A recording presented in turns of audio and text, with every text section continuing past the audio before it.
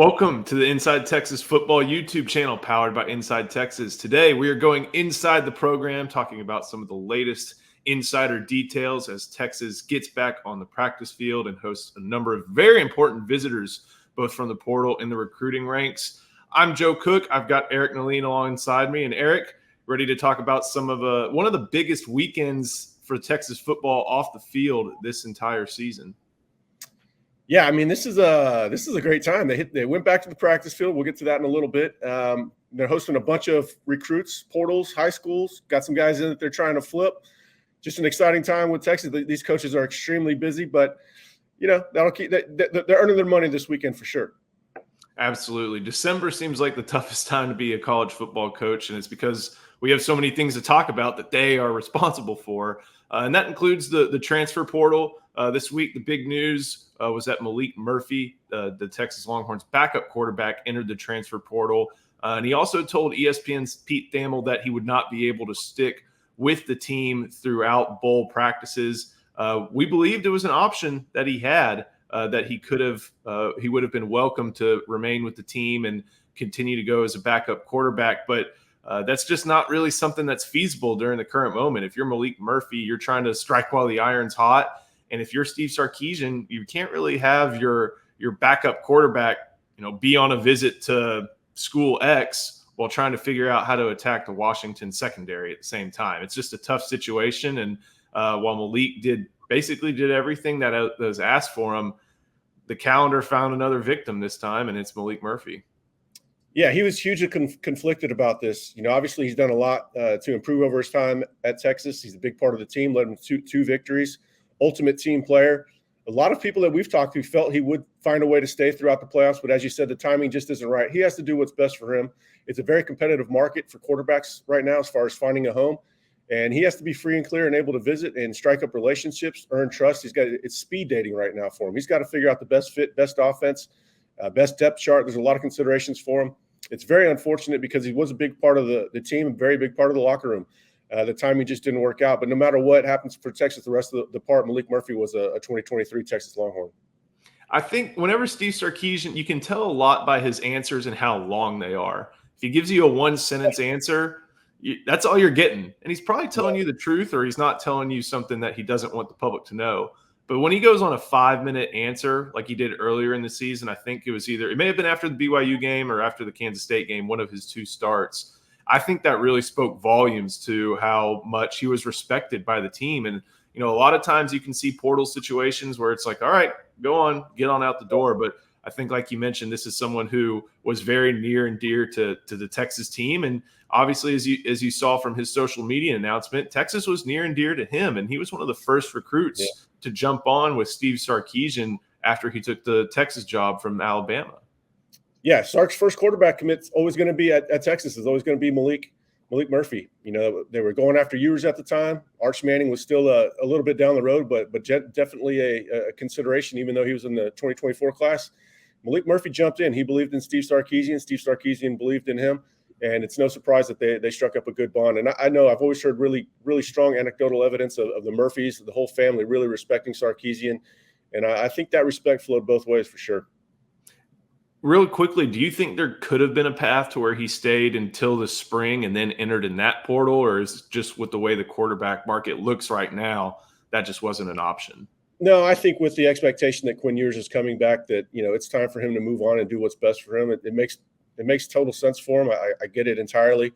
I just think he's following his own incentives, and that right now it's got to go. Because Quinn is, with all expectations are he's going to return. Something we touched on Inside Texas today is that, hey, Arch Manning's now the backup quarterback. If something were to happen to Quinn Ewers, and we don't want that to happen, of course, but Arch Manning would be the guy there now that Maalik Murphy is now in the transfer portal. We saw a little bit of Arch. I know we've talked a lot about him over the past 2 years, but if Arch has to see game time, what should Texas fans maybe expect that he might do a little bit differently than the other two quarterbacks, Murphy and Ewers? He's going to hit his checkdowns pretty quickly, at least more so than Murphy, I feel, unless, Murphy did complete a number of short passes in his first outing, but those were more on called plays. I think Arch is going to start his eyes downfield first. but then get to his check down quicker.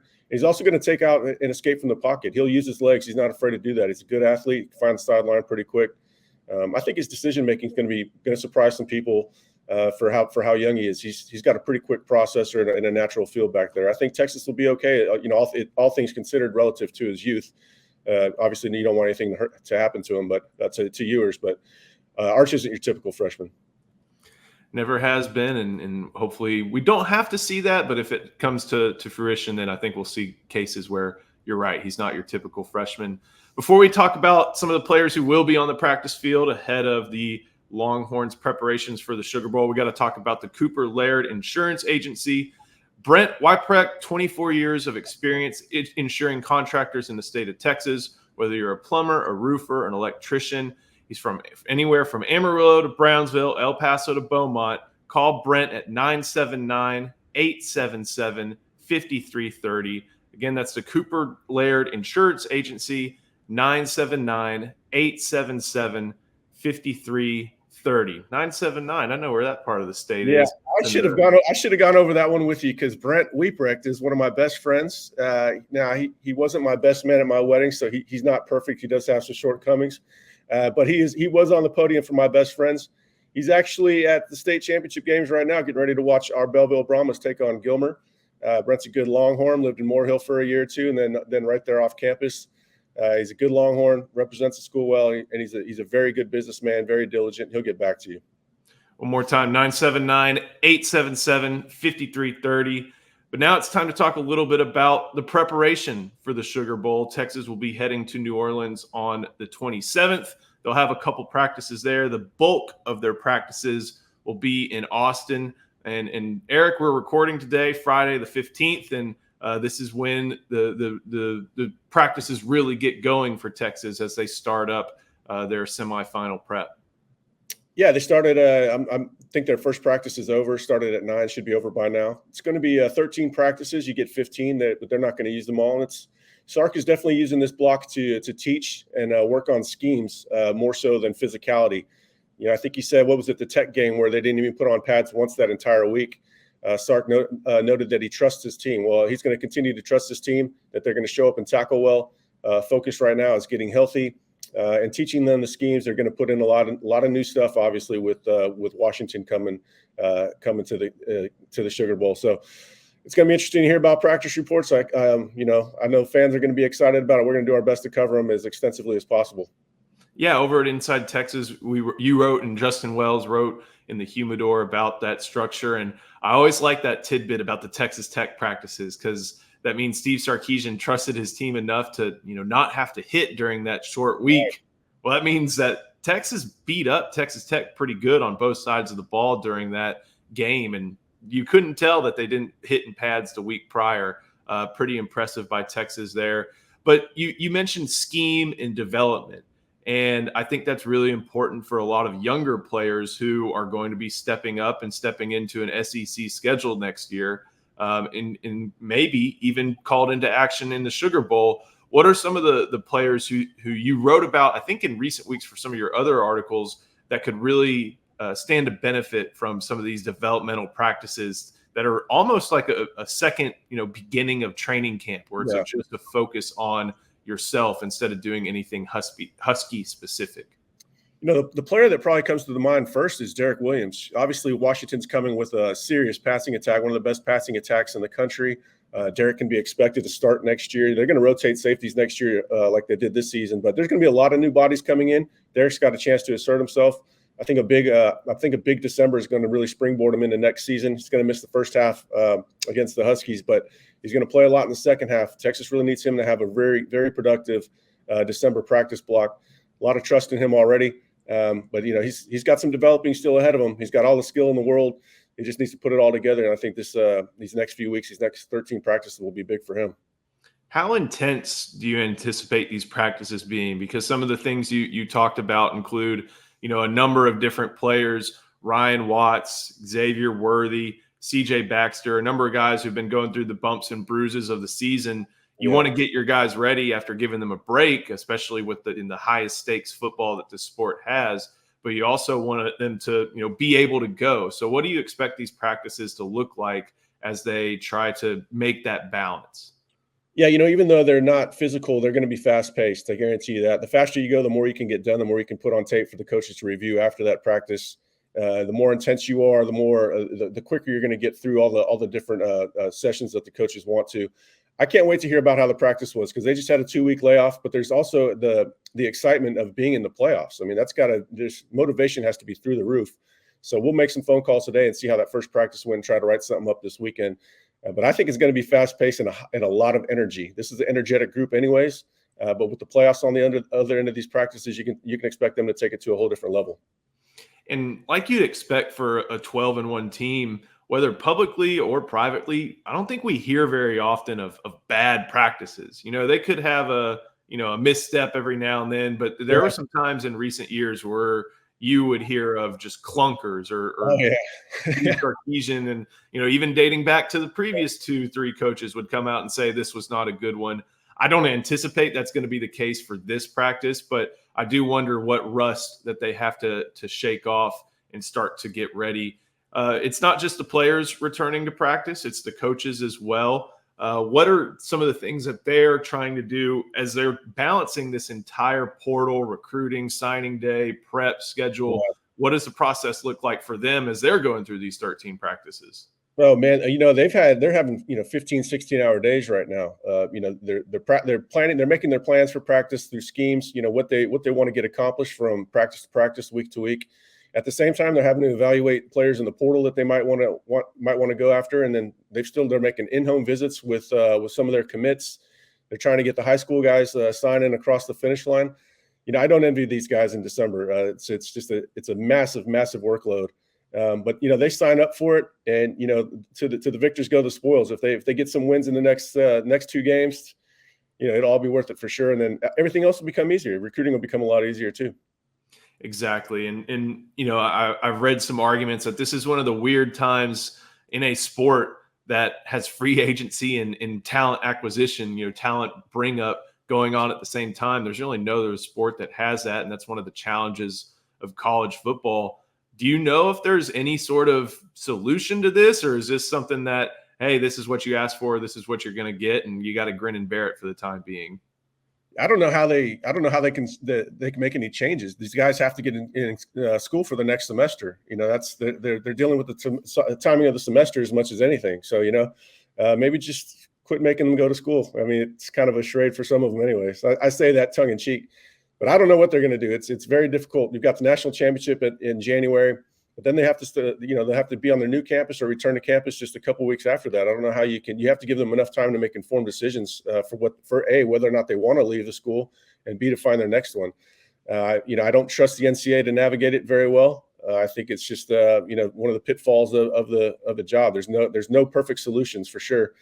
I don't know what the answer is. I've been asked that a lot. I've been thinking about it a little bit of late, and I don't know what the solution is. Who knows what it'll be? But yeah, like you said, it's time for them to have to buckle up. And like you mentioned on Inside Texas, 15-hour days are the norm. Anything else that you think needs to be touched on, whether it be a certain position unit as Texas gears up for the Sugar Bowl? And like we said, they're in Austin for about, I think, 11 to 12 days. They get to New Orleans on the 27th, and they have a handful of open practices that open to the media practices that Inside Texas will be there for. Any other position groups that you want to touch on before we get going into what the coaches are also doing this weekend, hosting prospects? I mean, everybody's worried about the secondary. I think the offensive line has a good chance to set the tone. If Texas runs the ball, Quinn is going to find his receivers. They'll become two-dimensional. I just think that Texas is going to be ultimately too much. And I'm looking forward to really diving in and learning everything I can about Washington over the next couple of days. But right now, going into the middle part of December, I feel good about the matchup. I think the line shows that Texas is the favorite. I think that's the way it should be too. It's going to be a lot of fun talking about these 2023 Longhorns in the 2024 New Year's Six. But the 2024 Longhorns are going to be a topic this weekend, as well as Texas is hosting or recruiting a number of very important portal prospects. One of them is Mathew Golden, a Houston wide receiver who scored 2 touchdowns on the Longhorns this past year. And you view him as kind of a Xavier Worthy analog. I already have put in a prediction for the Longhorns to land Golden during this portal cycle. If they were to do that, do you think what other than being an Xavier worthy kind of replacement, what does that help the rest of that wide receiver core do for the next season? Yeah, I don't know if he's an analog so much as he is a good replacement for him. They're a little bit different. I think both of them are electric. I don't know if anybody's as fast with the ball in his hands as Xavier Worthy, but Golden can get after it too. I just think he's going to give them a lot more, needed experience, needed explosiveness. They have to have that deep threat in the offense. We've seen how that's gone both ways. When Sark doesn't have it, the offense sputters. When he does have it, the offense is nearly unstoppable. I think Golden is an elite talent for this offense, and I think he's going to blow up. If they can get him, it's a huge get. I think there's a good chance that can move Jonte Cook inside, where his nuanced route running, ability to get open, and also his big playability, I think, is something that Sark kind of missed with Whittington. Didn't necessarily fit the exact bill that Sark was looking for as a deep play threat from the slot. I think Jonte Cook will have it. And so now you just kind of have to figure out what's going to happen in the boundary receiver. Ryan Wingo is going to get a good look there. Are they going to be able to find a second one? But if they get Mathew Golden, man, there's not going to be much of a drop off. And especially, Quinn is going to only improve. That's going to be a very dangerous passing attack. Golden is an elite talent. Don't look at his statistics. The drop off this past year was due to the drop off at quarterback play for U of H, going from Clayton Tune to Donovan Smith. Golden's an animal. If they can get him, you should celebrate. I really like what you're mentioning about Golden, obviously, but Jonte Cook, because when you look at Jordan Whittington, and I think this is something you've brought up often, he's reliable. He's going to catch the ball. He's going to make some good moves in space, but he's not going to take the top off of defense. Right. His best asset, at least as a Longhorn wide receiver, is probably his tenacious blocking and his tenacious effort on some of the screens and RPOs. And I think if you have Jonte Cook, you may see a drop in some of that blocking, but you're going to have still that playmaking ability that includes some over-the-top aspects that Whittington just hasn't done very often over the course of his last 2 years, especially in the Sarkisian offense. And I like what you said about Wingo too. I think people may be underrating just how much physical ability that he has with his size and speed, kind of tailor-made for that boundary to where, you'd like to find an AD Mitchell replacement. He's tough to replace in just to start off with, but Ryan Wingo could do a lot of things in that boundary receiver role that would help out a lot.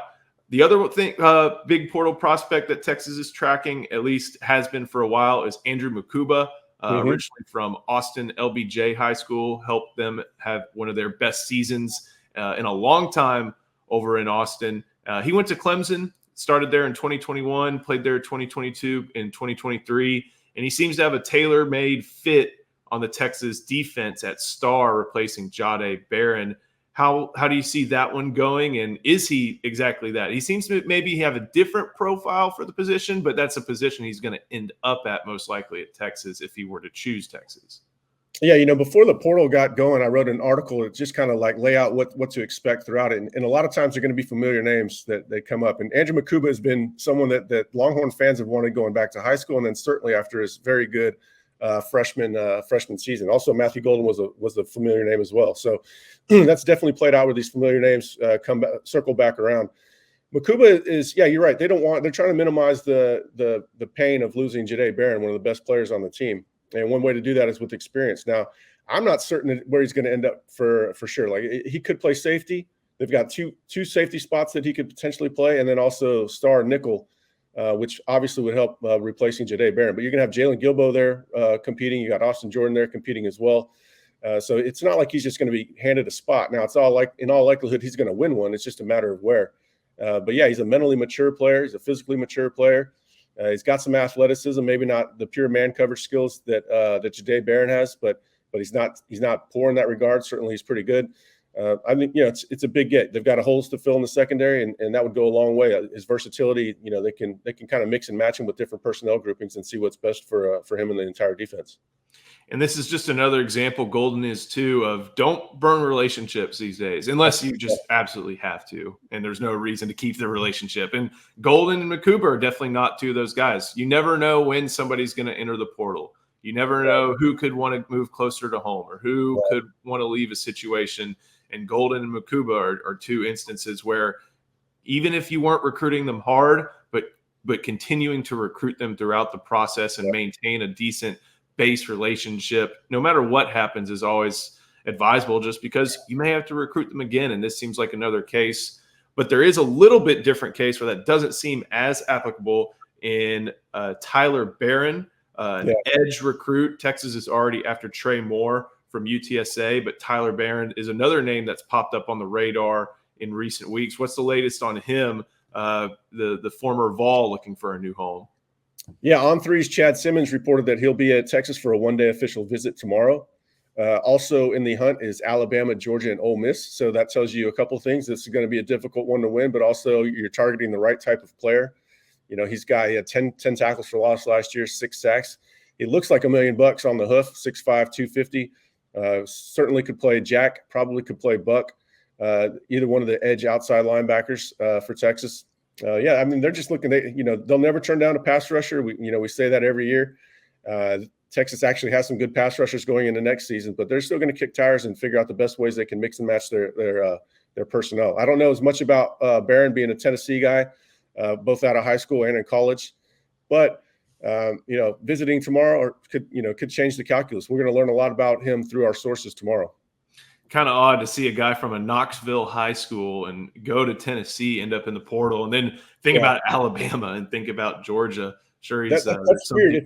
That's weird. You would think that Tennessee wouldn't let a guy like that leave that has a market such as Alabama and Georgia. There's more to this story that we need to investigate. We'll be digging on him tomorrow for sure. But definitely another name that's in the portal, and of course the portal window lasts a long time. It's going to go, I think, all the way through early January. And then, of course, there's another one in the spring. And Texas is going to prove to be, I think, like what you always say, they're very patient because they can be patient. And they're not looking to build a roster through the portal, but to add to their roster through the portal. Exactly. So we're going to get into just looking to complement their remaining needs. It's not even a need; it's almost a luxury. Sarkisian has put himself in a position where he can be selective, while other teams are looking for starters and depth. Texas is looking for complementary parts. The complementary parts are to those recruiting classes, and we'll talk about this upcoming recruiting class. Before that, got to mention Brent at the Cooper Laird Insurance Agency. 24 years of insuring contractors in the state of Texas, whether you're a plumber, a roofer, an electrician from any corner of the state, South Texas, North Texas, wherever you think West Texas begins, Cooper Laird can help you out. Brent at Cooper Laird can help you out. Call him at 979-877-5330, 979-877-5330, Brent of the Cooper Laird Insurance Agency. And now it's time to talk about those recruiting classes. This is the last big official visit weekend before the dead period starts, before National Signing Day begins on the 2-day window begins on Wednesday, the 20th. And the Longhorns are hosting not only some flip candidates, but a number of other committed candidates that they have in the class to kind of help those guys maybe get across the line. But the two main ones that we have that are tracking right now are Xavier Filsaime and Ty Anthony Smith. And Filsaime is a defensive back from McKinney, 5-star in the On3 industry ranking, has been committed to Florida for a while, has family connections to Florida, but it looks like the tide is starting to turn burnt orange in this commitment. He's about to take an official visit to Texas. There are predictions in for him to make a flip, even from the Florida side. Eric, what are you hearing on Filsaime, and what type of player does he bring? What type of player would Texas be adding to its 2024 class? Yeah, I put in a prediction for him on Saturday, I think it was. And, it's the Texas side is confident. I think the Texas side has been confident for a while. I think Texas is, probably took the lead weeks ago as opposed to in recent days. What would they get? They get all-around safety. He can play either spot. He can cover. He can play downhill in the alley. He doesn't really have a weakness in his game. He's got a lot more to learn, and he's got a lot more technique to refine. He's going to have to, learn the playbook, and everybody's wondering, was he going to be able to start? I got asked this morning, can he be the Anthony Hill version at safety? I'm not, I don't know. I'm not going to say that, but he's got all the talent in the world. He's an early enrollee, so he's going to get a head start. But I think the struggles that Texas had at safety earlier in the season really motivated the staff to say, hey, you know what? We need to go get another high-level high school safety, and that's when they went full bore on him. and it's going to pay off. At least I think so. I've got a prediction in for him. Put one in for Mukuba as well a week or two ago. So defensive back recruiting is looking up. They just got to close the deal. One of the interesting things that you have to think about in recruiting is that not only are you trying to bolster your roster, but when you look at the SEC and then you especially look at Texas 2024 schedule, which includes the Florida Gators, you're taking away a very talented player from a team that at this point looks like it really needs it. That Billy Napier 2024 class is highly rated, but they are working double time to try and keep guys committed to keep it highly rated, and they'll need it. If Filsaime does make the move, you're adding somebody to your own roster who Florida you probably would have seen on Campbell Williams Field next year, and that also plays a part with this next recruit, Ty Anthony Smith, a Jasper linebacker who's been committed to Texas A&M since June. Texas was always seemingly kind of a part of his recruitment, but it seemed like there were other teams that may have traded the lead up to his commitment up in June. Never really made an official visit to Texas, obviously, because he's taking one this weekend. What does Texas going after its one linebacker or a single linebacker in this 2024 class mean for this recruitment and this recruitment in general with Ty Anthony Smith? Yeah, well, it turned out being a good thing, as we kind of opined at the time that he didn't make that official visit to Texas in June. So, they had that in their back pocket for December. The feeling has always been if they could get him on campus, they're going to flip him. That goes back a long time. They've remained confident. A lot of public sentiment, a lot of reporting out there saying this one was done for A&M. And A&M did have some favorable tailwinds. There's a lot of Aggie support in Jasper, to put it mildly. But Ty Anthony's always been called different, and they my sources use that as a positive. That he fits in at Texas. He's not just a small town kid looking to go to a smaller town school. College Station, of course, isn't a small town necessarily, but it's not nearly the environment that Texas is. But he's always been viewed as a Texas sort of player, a good fit for the school and the program, and communication has always been pretty strong. I must admit there were times I felt like he was probably going to end up at A&M. But sources have held fast and believed in their chances. And even with Jeff Choate taking the Nevada job, he put Texas in a good spot, sold them in a favorable light, and he laid the groundwork for Texas to go and get this flip. Now, we don't know for 100% sure that he's going to get on campus, right? I mean, we know he's supposed to be on campus, but until he's on campus and I get a confirmation text saying he's on campus, I'm going to be a little bit on edge because, like I said, there's a lot of A&M sentiment in the town he's from. It's interesting that you mentioned that even without Jeff Choate being a part of this recruitment, or at least at this juncture, a big part of this recruitment at this juncture, that Ty Anthony is still interested because kind of like with the Florida situation, we've seen this flipped where there's stability at the other schools. There's coaches that they know at the other schools. There's school profiles that they're familiar with. And right. Texas sometimes hadn't had that. They've had to flip coaches. They've had to change personnel and roles and stuff like that. But now Texas has a stability to where Ty Anthony knows who his defensive coaches and scheme is going to be. He doesn't know that at Texas A&M right now. I don't think Mike Elko's made the rest of the defensive staff hires that he's needed to. DJ Durkin, his status is still up in the air, the linebackers coach. So stability is benefiting Texas at this point. And like you said, it just matters if he makes it onto campus this weekend like he's scheduled to. So, Eric, anything else before we get out of here on this edition of Inside the Program? No, man, I'm just looking forward to hearing about practice and hearing that Ty Anthony did, in fact, get on campus. We're going to keep checking the phones, writing updates, and looking forward to next week. We're going to have some live streams. It's full go. This is, for 10 years, we wish we would have stuff like this to write about, Joe. And we're hitting our stride where, we've got recruiting, you got portal, playoffs. It's kind of a dream come true from a content standpoint. I remember first year I was on this beat was 2016. We all know how that went. So it's a far. Well, the 2016 recruiting class was a blast, though. Speaking of Aggie implosions, that's when they lost Kyle Allen and Kyler Murray within a span of like 48 hours. So that was a lot of fun. It hasn't all been bad. Hadn't all been bad, but the on-field and off-field coming together at this time. There's never been anything like it. Great time to like and subscribe to this channel so you can catch up with all the great Inside Texas content. And head to Inside Texas, where we have a signing day sale going on right now to get the best in Texas Longhorns coverage at a discounted price. You can even get $1. You can get 1 month of access for $1. Eric, thank you so much For Inside Texas, I'm Joe Cook. We will see you next time on Inside the Program.